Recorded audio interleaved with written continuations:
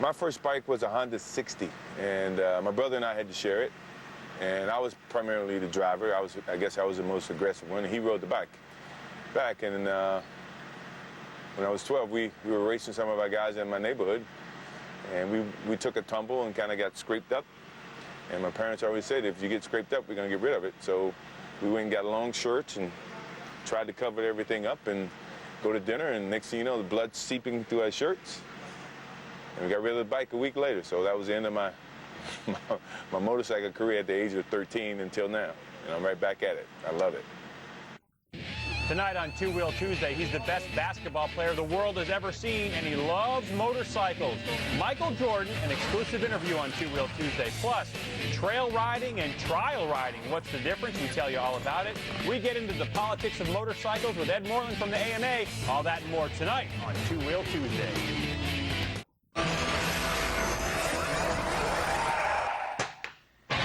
Welcome back to Two Wheel Tuesday. All right, look, here's the deal. Michael Jordan was the best basketball player of all time. He scored a tremendous amount of points, brought his teams to 6 world titles and a gold medal.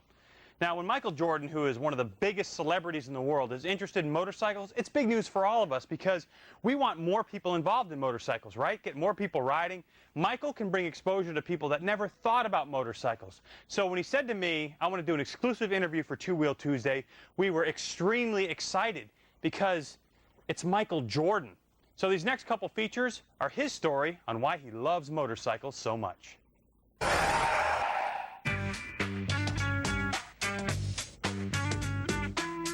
When did you start riding motorcycles, and how'd you get into it, riding motorcycles? Yeah, a lot of the guys in my neighborhood. I grew up in Wilmington, North Carolina. They had the little motorcycles, little motorbikes, and my brother and I begged my parents to get us one so we could share it. We couldn't get individually, so we shared one, and that was when we were about 11, 12 years old. And from that point forward, I mean, I love motorcycles. I just never really could get into it because of my contract stuff. I got totally away from motorcycles. And then, when we won a championship, I think we gave Phil Jackson a Harley as a gift. And that's kind of when, I started getting that itch to get back into it, that cruiser bike type of thing. Harley was making a big comeback, and everybody was talking about getting a Harley, blah, blah, blah. And so I never really got into it until I retired the last time. And actually, I didn't go out and get a Harley. I actually went and got about 3 BMWs, the 1200 LT and a couple of cruiser bikes. And then once I got my skills back and got comfortable back being on a bike, I said, this is not challenging enough. I like to twist, I like to lean, pop wheelies, all that crazy stuff I used to do when I was a kid. So I went out and the first bike I bought was a Ducati. I bought a Ducati 998, and from that point on, I've been hooked back into riding. And I ran into a couple of my buddies, a couple of these guys on the streets, when I was riding with my nephew, and that was about 1.5 years ago. And ever since then, it's like every time I turn on the TV, I'm looking for a motorcycle race. I'm looking for ways to get the motorcycle magazines. I'm looking where I can play catch up because I missed it for so many years. And I am a big, avid fan. It's contagious to me right now.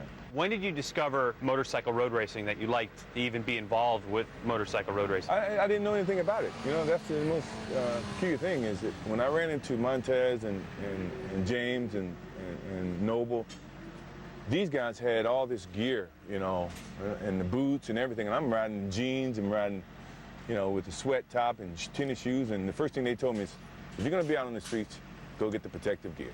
And they sound just like my mother, but they were right. I mean, so my nephew and I went and bought some jackets, boots, gloves, helmets, everything.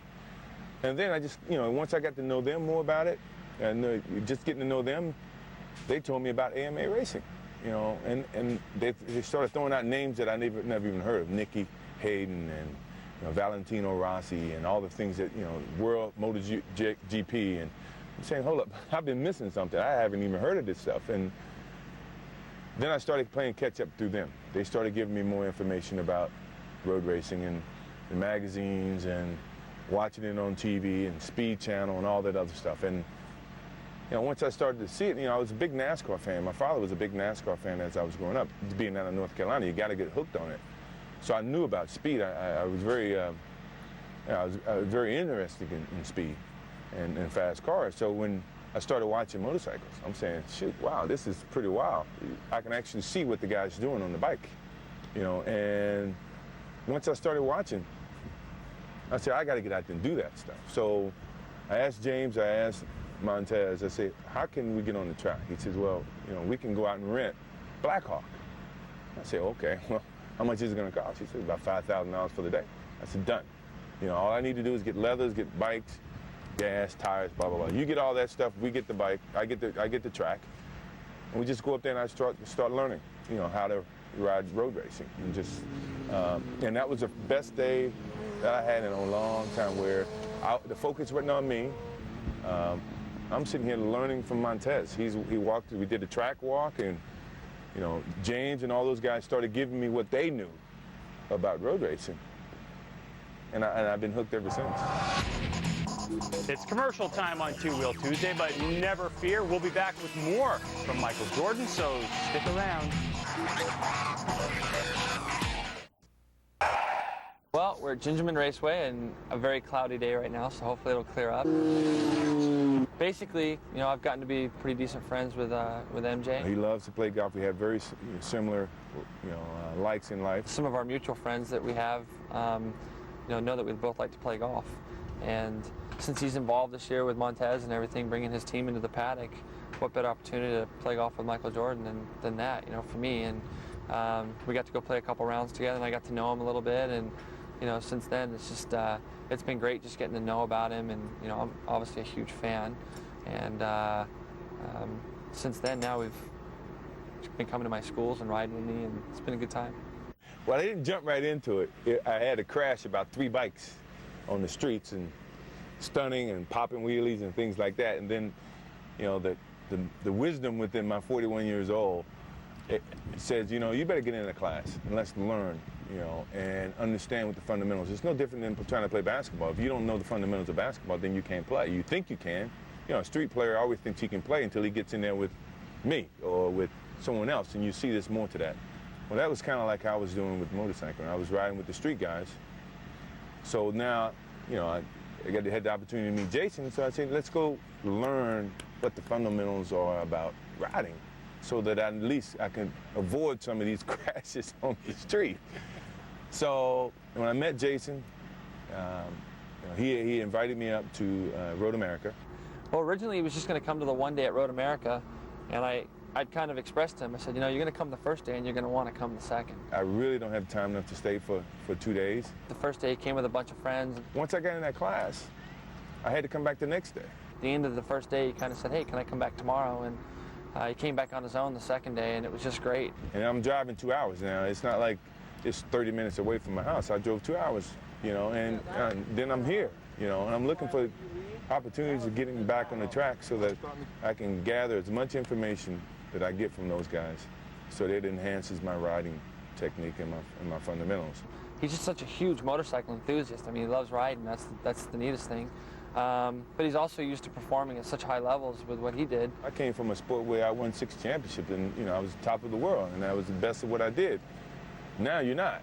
You almost have to start him real slow, because I don't want to see him jump in too far over his head with our sport.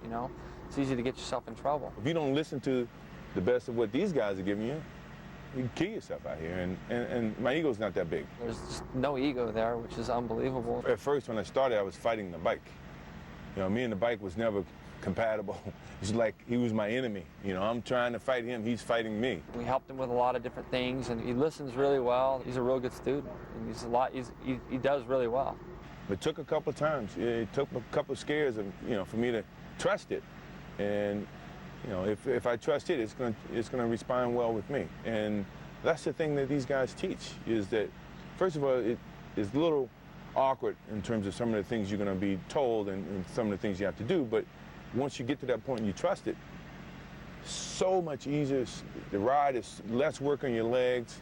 You find yourself not fighting the bike. You find yourself in unison with that bike. And every time I go to a road race, I can see the harmony that you can have with the bike. because these guys are really good, and the way they work that bike. And rarely do you see them fall. Rarely do you see them make mistakes. When they make mistakes, they make mistakes. And they're no different than anybody else. But you don't see it as often. That's what I'm saying. That's what I'm trying to get to. Don't make the mistakes. Stay on that bike, and the bikes respond well with you. I hear a lot of people say to you, you know, it's dangerous. You know, it's just an accident waiting to happen. All those types of things. And I'm saying, yeah, I know. You know, that to me, that's in anything you do in life. You know, it's how you approach it that really gives you the best chance to succeed at it. And I would say that you would have to approach it in a very conservative way. Learn more about the bike, learn how to utilize the bike, and learn how to be a part of that bike. And the best way to do that is through these classes. You know, and Jason's been very patient.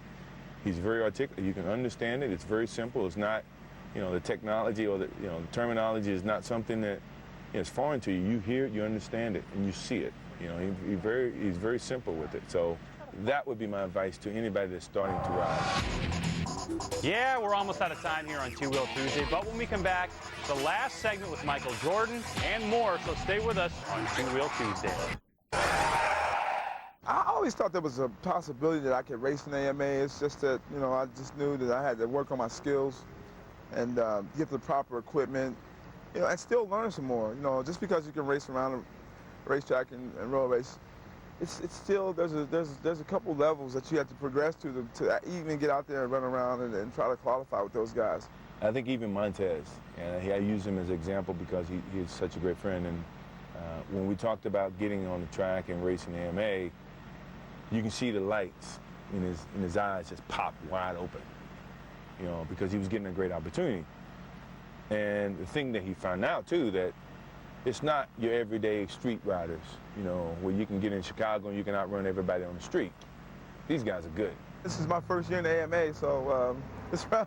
It's rough, man. These guys are fast. You can see the difference, and he's seeing the difference, and he's got to elevate himself to their level. That means you got to learn, you got to listen, you got to talk, pick up every little bits, pieces that you can. Well, Tez is nearing the end of his first AMA season, but let's go back in time and tell you how this whole thing got started. Well, I think the way the story goes is that the way that whole team has evolved over there, it all started with just a bunch of guys riding on the street in Chicago, you know, around the suburbs of Chicago and things. And I know James Casme, who runs the team now for him, and Montez, they used to hang out a lot on the street and do street rides. And once Tez started racing, they kind of ran into Jordan on the street, ran into MJ on the street, and they all became friends. And that's how that whole thing has evolved over there. You basically said, you know, if you're serious about this and you want to pursue it any further, you know, I'm here to help you. You can wear my apparel, and maybe I can get to a whole new demographic of people with you wearing the apparel, and then at the same time you can realize your dream that you had your whole life, which is to race professional motorcycle road racing. At first, I came with the idea of giving Montez an opportunity to race AMA. I'm walking away with, it's the most fascinating thing that I've seen in some time. I've been to, you know, out of the 9 races that they have had, I've been to 7. You know, I tried to make all of them, but my schedule wouldn't permit it. I've taken my kids, I've taken my nephew, my wife is going with me to Atlanta. I've taken, you know, Charles Oakley to all my friends. I said, you got to see it, because once you see it, it's going to connect. You're gonna feel, I mean, the feeling that you get from it. Daytona was outrageous. I mean, they said Daytona would be, you know, the biggest event. Once I got down to Daytona, it was a big bike week, and you saw how fast they were going around the track. And then I went from Fontana. The only one I missed was Laguna Seca, and they told me that was the most unbelievable race. And I'm planning on going over to Spain. I want to go to Valencia, Spain at the end of October. But as you can see, I'm starting to plot my schedule around these motorcycle things. That's how much I'm hooked. Next year, I'm looking to expand the team. I'm looking to compete. I want to win. I want to finish high. At least want a good. You want a chance, don't you? Yeah, I know. I really want to make a statement about, you know, my support of this sport. You know, and I think it's desperately needed. I think I can bring more people to see the joy that I get out of the sport. And I want to make a solid commitment, you know, through Tez or whoever else I want to sponsor. You know, I want to be a part of this. I think it's fun. I think it's a great opportunity for corporations to get involved. And I think it's something that you shouldn't be afraid of. If you understand it, you won't be afraid of it. You can find the enjoyment of it. And every time I go to a race, I have a ball. It's just so much fun. I look to be around for a while.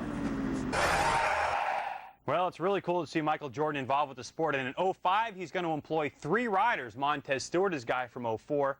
Steve Rapp, formerly of Valvoline Emgo Suzuki, and Jason Pridmore, he's actually going to be on a super bike. They'll all be on Suzukis, riding on Dunlop tires. So it's good to see Michael involved in motorcycles. Well, that's all the time we have here on Two Wheel Tuesday. We have got to roll out. As for next week, well, let's see. I get to learn how to ride a trials bike at the Trials Training Center, eat a 72-ounce steak at the Big Texan on Scootin' USA, rock climbing with the Bostroms. Any of you ladies like to see the Bostroms without their shirts on? That's next week. Don't forget to log on to speedtv.com. Find the Two Wheel Tuesday page. We'll have all the links from anything that you wanted to see on the show over the course of this one. So that's it. That's all the time we have. I'm pulling this XR100 motor apart. Should be entertaining. I've never done this before. We'll see you next week.